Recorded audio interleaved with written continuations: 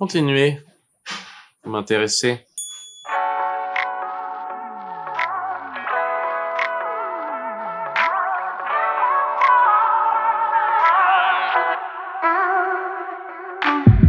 Les challenges de ce court-métrage, en fait, c'est qu'il n'y avait pas de diffuseur.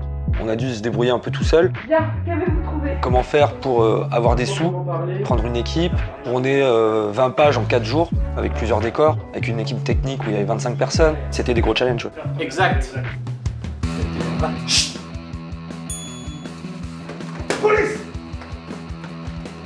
Comme on voulait aller relativement vite, on voulait se l'autofinancer. Le problème, c'est que ça coûtait beaucoup trop d'argent. Il n'y avait pas de marque, de sponsoring derrière, donc on s'est dit comment faire. Pour avoir une équipe de tournage, pour avoir des décors, pour avoir du matériel, une équipe de production, tout ça, ça se paye. C'est le recul. Bienvenue sur le Blanco. Bring me a bloody pint of beer. Comme ça coûte cher, un épisode comme ça, on a fait un crowdfunding. Grâce à Mehdi qui a voulu balancer un petit Kiss Kiss Bank Bank.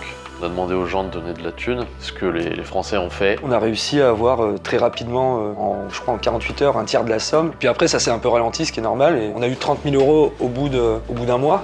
Mais heureusement qu'on l'a dépassé, parce qu'avec 30 000 €, on faisait mes genoux, on faisait rien. Le produit fini, je pense, vaut la thune. C'est pour ça qu'on a choisi ce mode de financement. Inspector Blanco. Pour vous servir.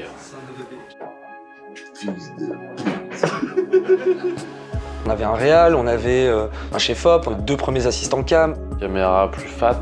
3 camions, un camion régie, un camion pour la lumière, un camion pour les caméras. Donc tout ça, ça se paye, les techniciens, ça se paye. Tout ça, c'est de la production et ça coûte de l'argent. Et tout est parti dedans. Par exemple, moi, j'ai rien touché, Kemar, il n'a rien touché non plus. Et tout est parti dans le court-métrage, jusqu'au dernier centime.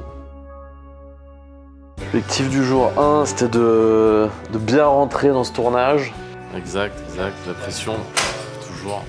Il y avait beaucoup de séquences et il y avait beaucoup de textes, beaucoup d'actions aussi, une intervention policière qui clôt un peu le film, hein. On spoile pas, mais je pense que les gens, là, quand ça va sortir, les gens auront vu. C'était dans un hôtel particulier, c'est un très très beau lieu, un haut lieu français que je recommande à qui veut passer un vrai bon moment. Le propriétaire qui aime beaucoup les tournages et qui était très content de nous avoir et qui nous a bien tout mis à disposition comme il fallait, c'était génial.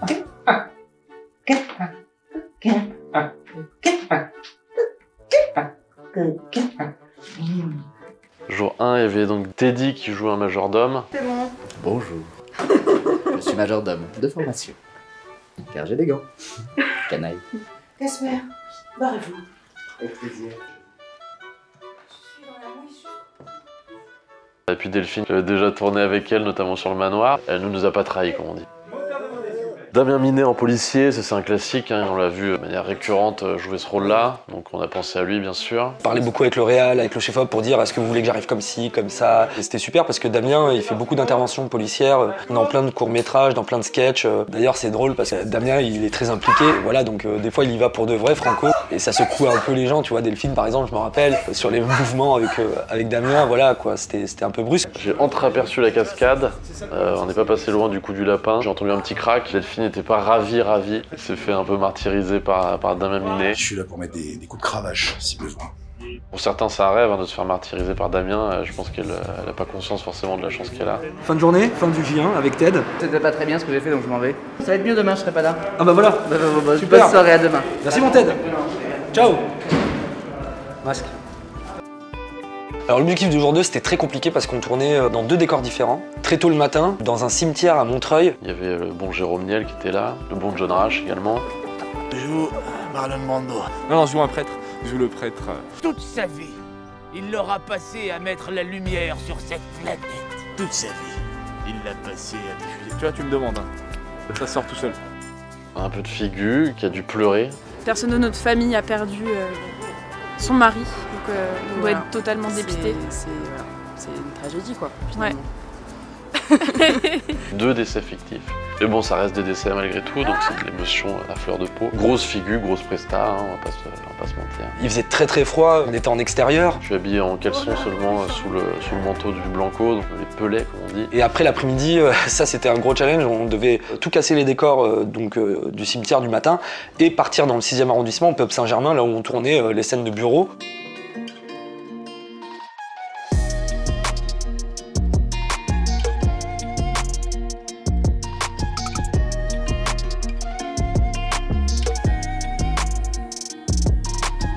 est à la moitié, maintenant il faut finir le boulot, deuxième mi-temps, jour 3.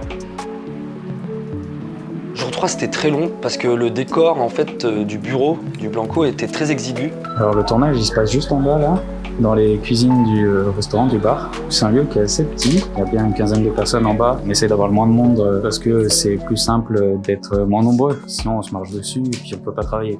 C'est à toi. Bah de rien, c'est tout.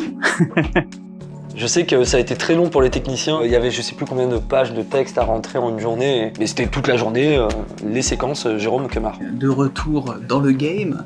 Bah décrochez! Décrochez! Décrochez! C'est qui?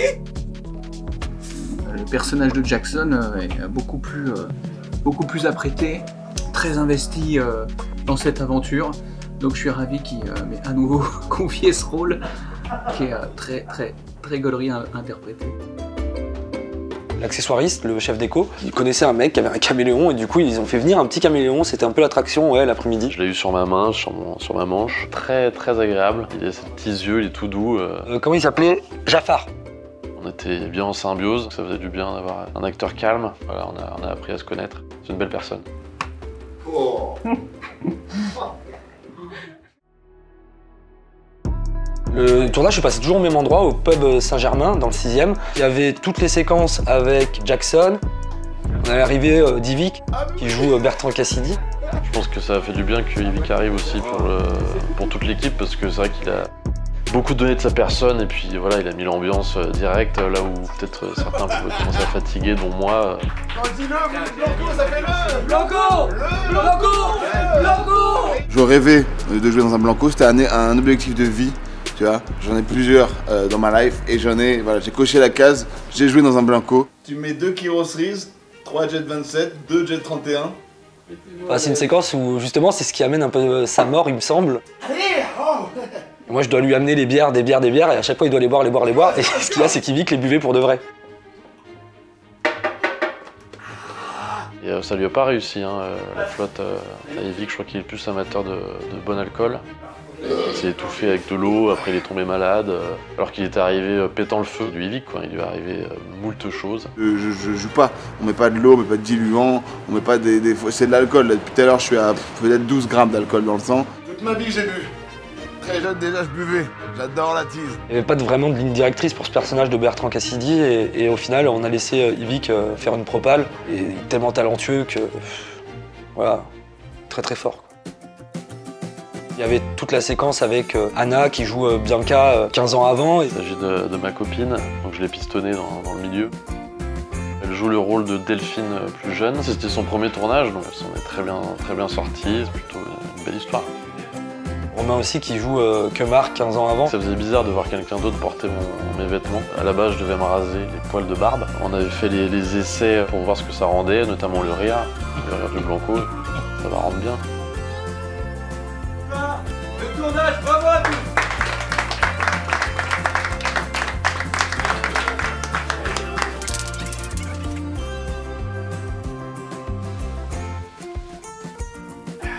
Est-ce qu'on peut attendre une suite à Le Blanco? En tout cas, c'est écrit pour dans la fin de l'épisode. Forcément, ça te donne envie d'écrire une suite, ou alors un format encore plus long, je sais pas, sur un long métrage, peut-être 1h20, ce serait le nec plus ultra. Merci d'avoir participé à l'aventure et au retour de l'inspecteur Le Blanco. J'ai quand même douté qu'on obtienne la totalité des 30 000 €. On a tenu bon, les Français ont donné. Grâce à eux, on a fait un très beau projet. Pour les donateurs, je dirais un grand merci. Sans vous, on n'aurait pas fait ce projet. Maintenant, vous allez avoir des contreparties, des belles contreparties. Ça, je vais m'en charger. Un grand merci pour la confiance et puis j'espère que la vidéo vous plaira, tout simplement. Merci beaucoup.